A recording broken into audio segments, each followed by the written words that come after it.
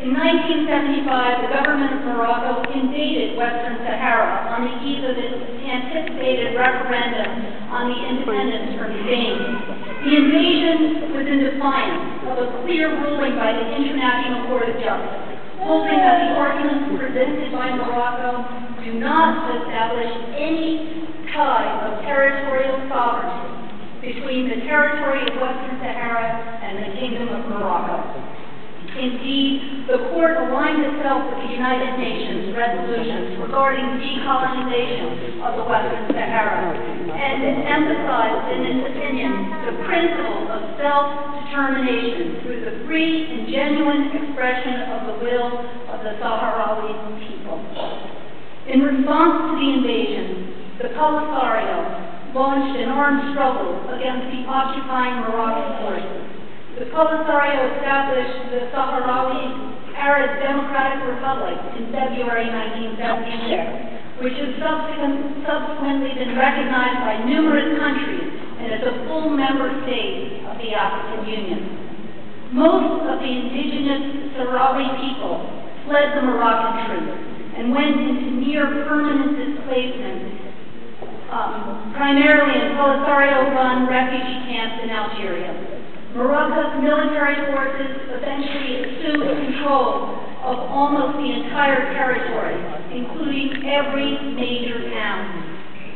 In 1991, based on Morocco's promise to hold an internationally supervised referendum on the future of the territory, the Polisario and the Moroccan government agreed to cease fire. But the government of Morocco refused to allow that referendum to move forward. Instead, it engaged in a relentless campaign of violence as a military strategy to maintain territorial control and suppress civil and political rights. Moroccan troops and government authorities have silenced dissent, suspended rights to free expression and assembly, harassed, threatened, jailed, tortured, and disappeared countless Sahrawis. Mock trials on trumped-up charges are standard fare, followed by unspeakable cruelty.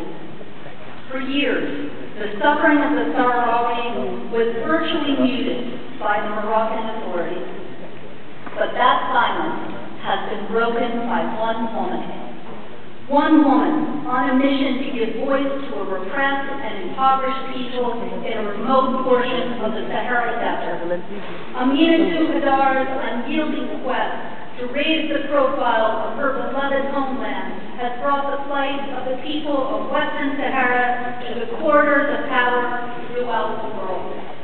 Aminatu was born in 1967 and grew up amidst the human rights atrocities committed by Morocco's occupying forces. In 1987, at the age of 21, she joined a peaceful demonstration organized during a visit from a UN mission. In response, Moroccan police arrested her along with more than 400 peaceful protesters, of whom 70 would lengthen the list of the disappeared. 17 of the women, including Aminatu, were targeted for unimaginable torture. Abducted by plainclothes Moroccan police, she was gagged, starved, sleep-deprived, subjected to electric shock, severely beaten, and worse.